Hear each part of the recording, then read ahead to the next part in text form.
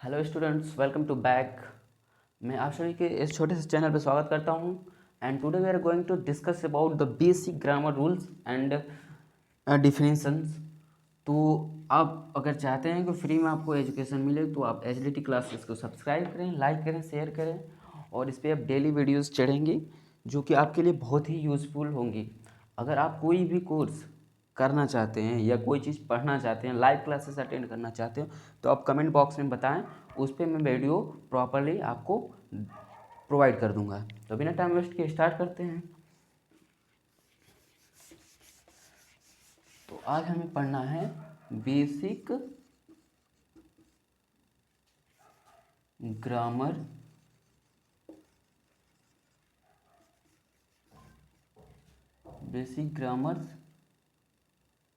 Rule और definition. इसके बारे में हम लोग पढ़ेंगे। तो आप लोग को पता है कि ग्रामर का जो बेस है वो आपका क्या है। पहले हम लोग बेस से स्टार्ट करेंगे। तो बेस में क्या है, सबसे पहले है अल्फ़ाबेट्स। अल्फ़ाबेट। अब ये आता है कि अल्फ़ाबेट्स होता क्या है। तो अल्फ़ाबेट से पहले आपको ये बताइए कि लेटर क्या होता है। What is letter.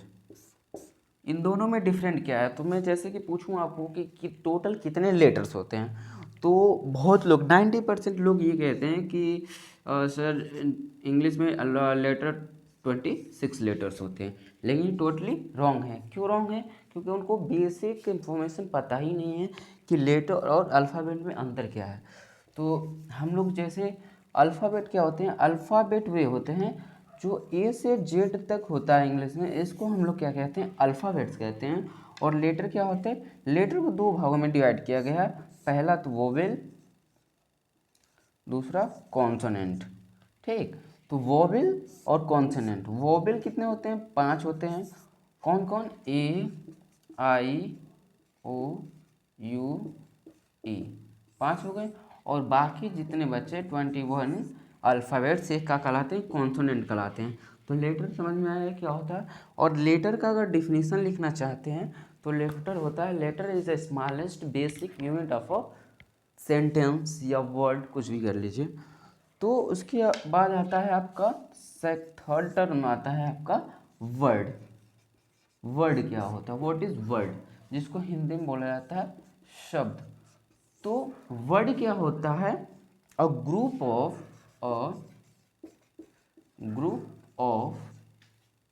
Letters which make a complete sense. तो वर्ड क्या होता है, अ ग्रुप ऑफ लेटर्स। लेटर्स का वो समूह होता है which makes a complete sense, जो एक सार्थक अर्थ प्रदान करता है। जैसे कि मैं बोल दूं कैट, रैट, रेड।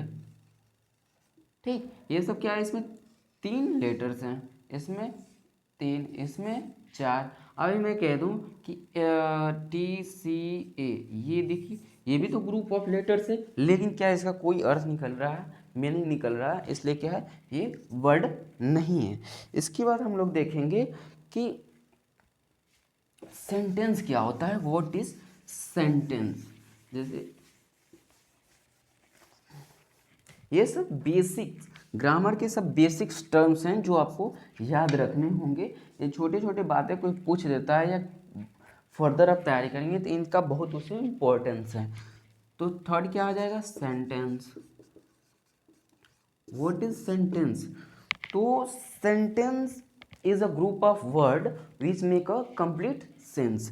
क्या होता है, sentence is a group of words which make a complete sense।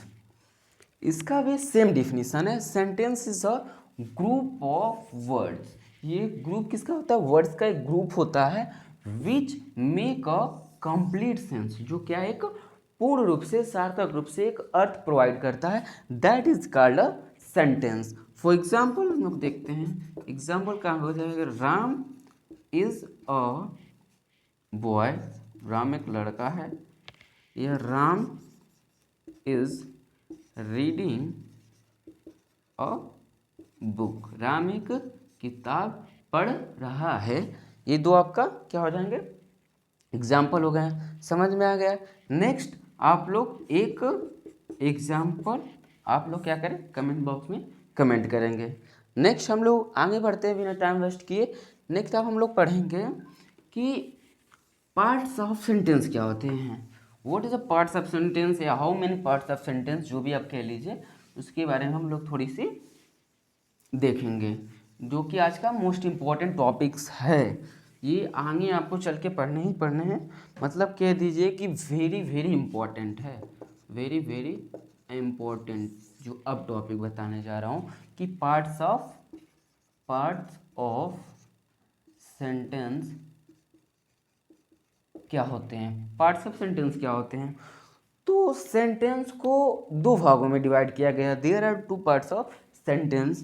कौन कौन से, तो पहला जो हो जाता है आपका subject and second one is predicate. Okay, sentence there are two parts, main part of two, subject and predicates, and further we divide the subject into two major parts, one qualifier and second one's head word और main word भी इसको कहा जाता है। Okay, further we divided into qualifier into two parts, one is determiner and second is determiner and second is qualifier ही कह लीजिए या एडजेक्टिव कह लीजिए, ठीक। और एक एडजेक्टिवल फ्रेज में भी डिवाइड कर देते हैं, लेकिन हम लोग को थोड़ी सी बेसिक लेके चलना है। तो जैसे सब्जेक्ट का कितने पार्ट हैं, दो मेजर पार्ट, सब्जेक्ट, अरे सेंटेंस का, सॉरी, सेंटेंस के दो मेजर पार्ट्स होते हैं, सब्जेक्ट एंड प्रेडिकेट। ओके, और सब्जेक्ट को फर्दर दो भागों में डिवाइड, क्वालिफायर एंड हेडवर्ड या मैन वर्ड के रूप में हम लोग डिवाइड कर देते हैं। हम फर्दर इजी स्टडी के लिए क्वालिफायर भी क्या होते हैं, दो पार्ट्स होते हैं, डिटरमाइनर एंड एडजेक्टिव, तीन पार्ट होते हैं बस, लेकिन हम लोग दो पढ़ेंगे, एडजेक्टिव फ्रेज से मैं आपको एक्सप्लेन कर देंगे। ओके, उसके बाद हम लोग, तो आज हम लोग केवल वीडियो में हम लोग सब्जेक्ट के बारे में, इतने आप लोग के बारे में हम लोग चर्चा करेंगे, ठीक। ओके, तो फिर बिना टाइम वेस्ट के स्टार्ट करते हैं।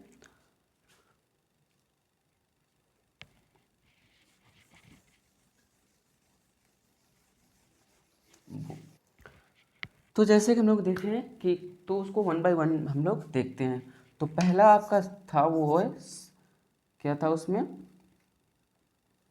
सब्जेक्ट, सब्जेक्ट के बारे में पढ़ेंगे, सब्जेक्ट। तो हम लोग पढ़ेंगे पार्ट्स ऑफ सब्जेक्ट। तो कितने पार्ट्स होते हैं सब्जेक्ट के, तो इसको दो भागों में डिवाइड किया गया है, एक तो क्वालिफायर, दूसरा हेडवर्ड या मैन वर्ड, ठीक है। तो क्वालिफायर क्या होता है, क्वालिफायर को ही बेसिक हम लोग एडजेक्टिव के रूप में ही जाना जाता है।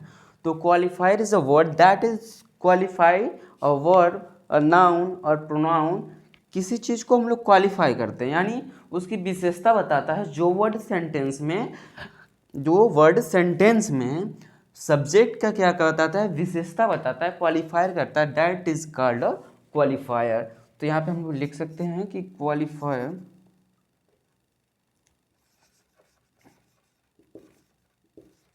is a word that is qualify the subject, ठीक। और क्वालिफायर को ही हम लोग क्या कहते हैं, फॉर द एडजेक्टिव ही बोला जाता है। ओके, इसको एडजेक्टिव ही बोला जाता है। फर्दर जो है हमें क्वालिफायर, इसको दो भागों में डिवाइड कर देते हैं। तो इसको, इसके पहले एक आता है डिटर्मिनेंट, इसको दो डिटरमिनेंट।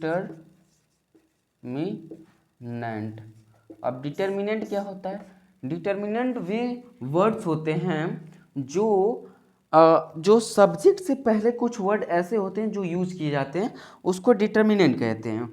वो किसी चीज को इंडिकेट करने का कार्य करते हैं। जैसे the, that, this, A, etc, ये सब क्या है? डिटर्मिनेंट्स हैं जो सब्जेक्ट के क्या, सब्जेक्ट के पहले यूज किए जाते हैं, ठीक। तो नेक्स्ट हम लोग इसमें एक और चीज, एक चीज और समझने की है कि डिटर्मिनेंट सबसे पहले आता है सेंटेंस में डिटर्मिनेंट सबसे पहले आता है, उसके बाद adjective, and after that adjective और फ्रेज या हेडवर्ड आती है। तो ये समझ गए। उसके बाद हम लोग हेडवर्ड के बारे में थोड़ी सी समझ लेते हैं। हेडवर्ड होता क्या है या मैनवर्ड? तो ये बेसिकली कुछ नहीं होता, ये हेडवर्ड इज ये नाउन हो सकता है या प्रोनाउन हो सकता है या इन्फिनेटिव भी हो सकता है या जीरेंडो भी हो सकता है, या कुछ भी हो सकता है, ठीक। और हेडवर्ड उसको कहते हैं जिसके बारे में सेंटेंस में हम क्या किए जाते हैं, बातें हम लोग किए रहते हैं, उसको सेंटेंस कहा जाता है। सेंटेंस में जिसके बारे में लोग चर्चा करते हैं, जैसे Ram is reading a book, तो राम किताब पढ़ता है, उसके बारे में हम लोग क्या कर रहे हैं, वो कर रहे हैं। तो इसमें राम क्या हो गया, हेडवर्ड हो गया, राम नाउन है, वही उसी को सब्जेक्ट कहते हैं। सब्जेक्ट क्या होता है? तो सेंटेंस में जिस व्यक्ति या वस्तु के बारे में हम चर्चा करते हैं, बात करते हैं, उसको सब्जेक्ट बोला जाता है। और सब्जेक्ट फॉर द कितने भागों में बांटा गया है? तो क्वालिफायर, हेडवर्ड। और इसमें क्वालिफायर को, एक क्वालिफायर से पहले भी क्वालिफायर को दो भागों में डिवाइड कर दिया जाता है, for the determinant and adjective. Determinant क्या होता है? तो हेडवर्ड से पहले जो वर्ड यूज किए जाते हैं, द, डैट, दिस, etc, जो भी चीज़ें होती हैं जो इंडिकेट करने का कार्य करती हैं, वो डिटर्मिनेंट होती हैं। और एडजेक्टिव क्या होता है? एडजेक्टिव को ही, क्वालिफायर को ही एडजेक्टिव कहा जाता है, जो वर्ड सेंटेंस में यूज किए जाते हैं, किसको? मेन वर्ड, हेड वर्ड को क्वालिफाई करने के लिए, उसकी विशेषता बताने के लिए, ठीक। फॉर एग्जाम्पल हम लिख दें, एक एग्जाम्पल हम दे दें, तो अ ब्लाइंड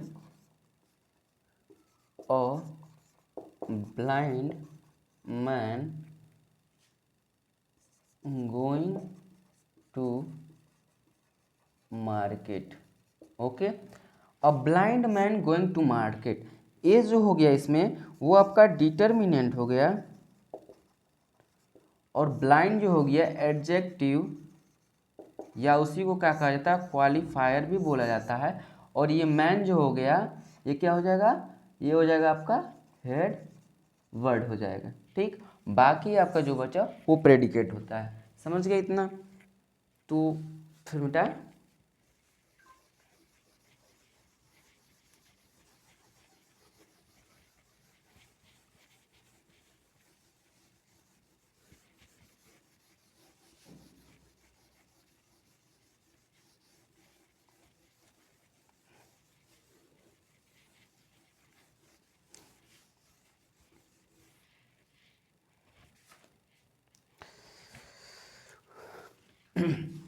तो अब थोड़ी सी हम लोग हेडवर्ड के बारे में थोड़ी चर्चा करते हैं कि हेडवर्ड जो मैन वर्ड होता है वो बेसिकली होता क्या है। तो हम लोग जानते हैं कि जैसे हम कहें कि he is reading a book, वो किताब पढ़ रहा है। तो इसको, ये सब्जेक्ट को छोड़ के, यानी ये जो होता है आपका सब्जेक्ट हो गया। अब सब्जेक्ट क्यों हो गया? क्योंकि इसके बारे में ही इज़ रीडिंग, कौन पढ़ रहा है, तो ही, तो जिसके बारे में हम लोग बात करें वो सब्जेक्ट हो गया, और बाकी जो चीज़ बताए वही क्या कहलाता है, प्रेडिकेट कहलाता है, ये प्रेडिकेट कहलाता है।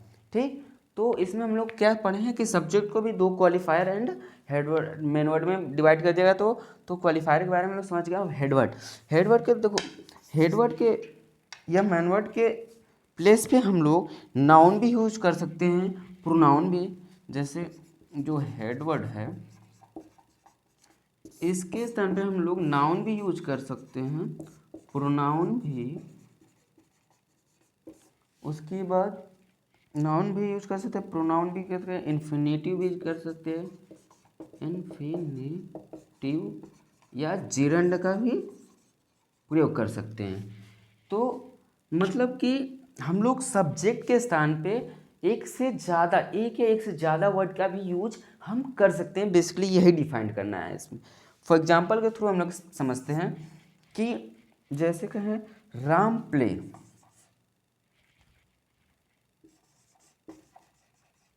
राम प्लेस, इसमें आपका इसमें राम जो है वो क्या है, सब्जेक्ट जो क्या है वो है noun. Okay, second one, he is reading, is reading, his reading मतलब वो पढ़ रहा है। यहाँ पे सब्जेक्ट क्या है, यहाँ पे जो हेडवर्ड क्या है वो है प्रोनाउन। ठीक, नेक्स्ट आपका आ गया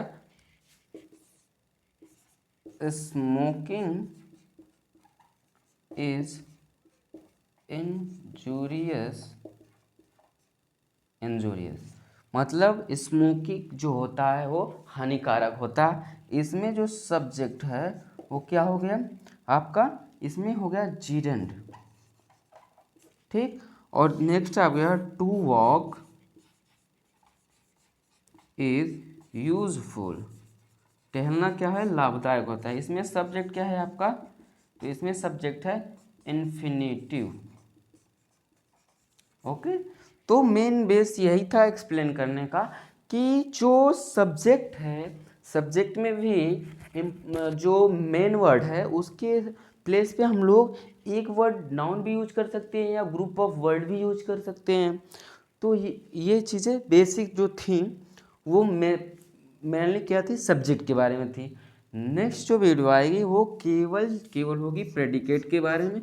उसके बाद हम लोग समझेंगे कि एक सेंटेंस को सही ऑर्डर में कैसे प्लेस किया जाता है। तो thank you for so much, keep watching and subscribe the channel for more videos and comment for the more lectures do you want? जय हिंद।